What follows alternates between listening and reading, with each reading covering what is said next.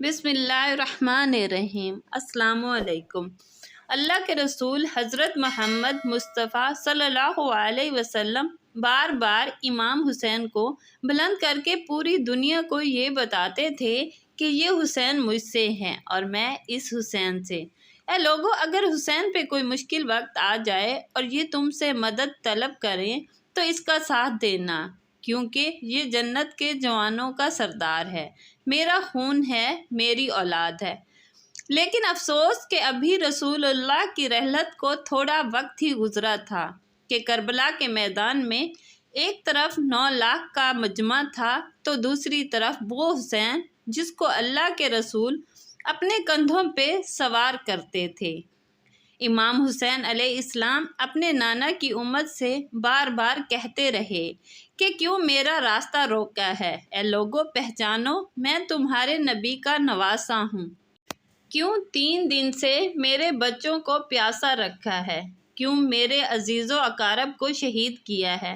بتاؤ، کیا میں نے رسول اللہ کی شریعت میں ترمیم کی ہے؟ کسی انسان کا حق کھایا ہے؟ کسی انسان پہ ظلم کیا ہے؟ فوج یزید ایک آواز میں کہنے لگی، اے حسین، ہم سب تجھے تیرے بابا علی کے بغض میں قتل کر رہے ہیں تاکہ یزید ہماری جھولیاں دولت سے بھر دے۔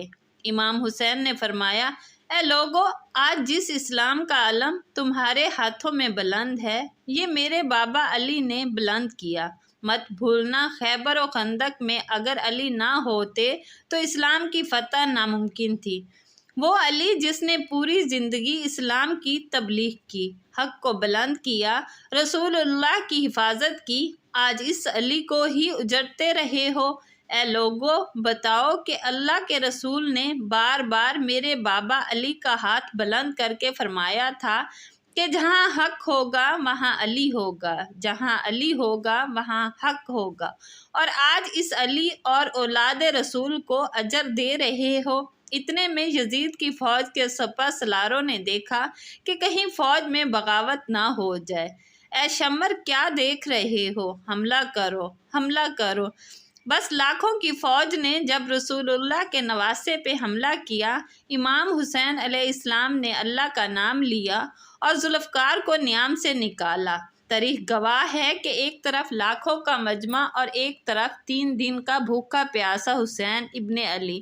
زمین پہ اس طرح کی جنگ پہلے کبھی نہیں دیکھی تھی کہ ایک تنہا انسان لاکھوں کے مجمع کو اس طرح سے فنا کر رہا ہے کہ فوجی اشکیاں واپس پلٹ کے بھاگنے لگی۔ امام حسین فوجی یزید سے مخاطب ہو کے فرماتے ہیں، آؤ 3 دن کے بھوکے کی جنگ دیکھو، 3 دن کے پیاسے کی جنگ دیکھو، رسول کے اس نواسے کی جنگ دیکھو، اس کی جنگ دیکھو جس کا جوان بھائی مارا گیا، جس کے جوان بیٹے کو نظروں کے سامنے قتل کیا گیا، جس نے اپنے ہی ہاتھوں سے اپنے بچے کی قبر بنائی۔ امام حسین شیر کی طرح فوج یزید سے لڑ رہے ہیں۔ اتنے میں آواز آتی ہے، حسین، تیرا اللہ تجھ سے راضی ہوا۔ بس اس صدا کا سننا تھا، امام حسین علیہ السلام نے اپنی ذوالفقار کو تھام لیا۔ اتنے میں عمر بن سعد کہتا ہے، شمر، کیا دیکھ رہے ہو؟ یہ علی کا شیر ہے، اس کو موت دینا ناممکن ہے، جاؤ خیموں کو آگ لگا دو۔ بس کچھ ظالموں نے بیبیوں کے خیموں کو آگ لگا دی اور کچھ امام حسین کو دور سے تیر مارنے لگے۔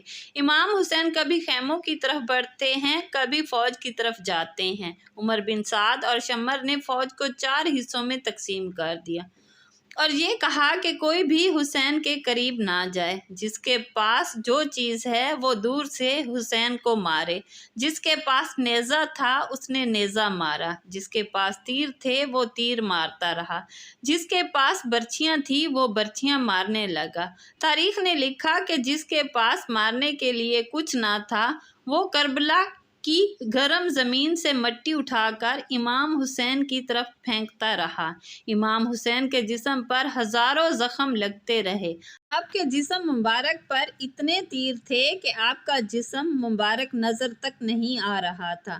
بس جیسے ہی نواسہ رسول گھوڑے کے سینے سے زمین پر آتے ہیں، فوج یزید جھومنا شروع کر دیتی ہے، لیکن اتنے میں وہ گھوڑا جس پہ آپ سواری کیا کرتے تھے وہ امام حسین کے چاروں طرف گھومنا شروع کر دیتا ہے تاکہ ان تیروں سے اپنے آقا امام حسین کو بچا لے۔ وہ گھوڑا دوڑ ہی رہا تھا، اتنے میں عمر بن سعد نے کہا، اے لوگو رکو، میں نے اپنی آنکھوں سے دیکھا تھا اس گھوڑے پہ اللہ کے رسول سواری کرتے تھے، کہیں کوئی بھی تیر اس گھوڑے کو نہ لگے، اور یوں تیروں کو چلانا بند کیا گیا۔ افسوس ہے ان لوگوں کو اس گھوڑے کا تو احترام معلوم تھا جس کے اوپر رسول اللہ سواری کیا کرتے تھے، لیکن اس حسین کا احترام بھول چکے تھے جن کو وہ اپنے کندھوں پہ سوار کر کے سب کو دکھایا کرتے تھے۔ بس امام حسین علیہ السلام زمین کربلا پہ اپنا سر رکھ کر اللہ کا شکر کر رہے ہیں، اور وہاں فوج یزید کے سپاہی امام حسین کا سر کاٹنے کے لیے قریب آتے ہیں۔ جو بھی قریب آ کے امام حسین کے سر کو دیکھے تو اسے یہ امام حسین کے چہرے میں رسول اللہ کا چہرہ نظر آئے اور وہ چیخ کے دور چلا جائے۔ اتنے میں شمر کہنے لگا، یہ کام مجھ سے ہی ہونا ہے۔ جیسے ہی شمر نے خنجر امام حسین کے گلے پہ رکھا تو دیکھیں امام حسین کے لب ہل رہے ہیں۔ اس نے سوچا، ہم نے حسین کا پورا خاندان قتل کر دیا، 3 دن تک حسین کے بچوں کو پیاسا رکھا، شاید حسین ہمیں بد دعا دے رہے ہوں گے۔ سننے کے لیے کان قریب کیے تو کیا سنا؟ امام حسین علیہ السلام اللہ کے دربار میں اللہ کی نعمتوں کا شکر کر رہے ہیں کہ اے اللہ، تیرا شکر ہے کہ اس عظیم امتحان کے لیے تو نے اس حسین کو چنا۔ اتنے میں امام حسین نے آنکھیں کھول لی اور شمر سے کہا، اے شمر، کیا تو نہیں جانتا میں رسول اللہ کا نواسہ ہوں، جنت کا سردار ہوں، حق پہ ہوں، بے جرم ہوں؟ شمر نے کہا، مجھے معلوم ہے۔ پھر آپ نے فرمایا، کیوں قتل کر رہے ہو؟ شمر نے کہا، تاکہ یزید میری جھولی دنیاوی دولت سے بھر دے۔ بس یہ کہتے کہتے شمر امام حسین کا گلا کاٹتا رہا اور فوج یزید مسلسل جھومتی رہی۔ امام حسین کے سر قلم ہونے کے بعد سادات کو لوٹا گیا۔ امام حسین کے سر مبارک کو نوک ثنا پر بلند کر دیا۔ بی بی سکینہ کو تماچے مارنے لگے، رسول اللہ کی نواسیوں کے سروں سے چادروں کو لوٹ لیا اور امام حسین کے جسم مبارک کی توہین کرنے لگے۔ تاریخ نے لکھا کہ امام حسین کے جسم پر جو چیزیں تھیں وہ لوٹنے لگے۔ اتنے میں ایک شخص امام حسین کے جسم کے قریب آیا۔ امام حسین کے ہاتھ میں ایک انگوٹھی پہنی تھی، اتارنے کی کوشش کی، نہ اتری تو انگلی کاٹ کے انگوٹھی لے گیا۔ آپ کے جسم مبارک کو رسیوں میں باندھ کر کربلا کی زمین پر ادھر سے ادھر ترایا گیا۔ اتنے میں عمر بن سعد نے کہا، اے شمر، حسین اور اس کے ساتھیوں کی لاش کا وہ حشر کرتے ہیں کہ رہتی دنیا تک کوئی بھی یزید کے خلاف آواز نہ اٹھائے۔ سب کے جسم سے سروں کو کاٹ لو اور سب کی لاشوں کو پامال کر دو۔ زمین کربلا گواہ ہے، کہیں سے کوئی قبیلہ اٹھ کے آتا ہے اور کہتا ہے، ہم حر کی لاش کو پامال ہونے نہیں دیں گے۔ کہیں بی بی ام لیلہ کا قبیلہ آ کے کہتا ہے کہ ہم علی اکبر کا لاشا پامال ہونے نہیں دیں گے۔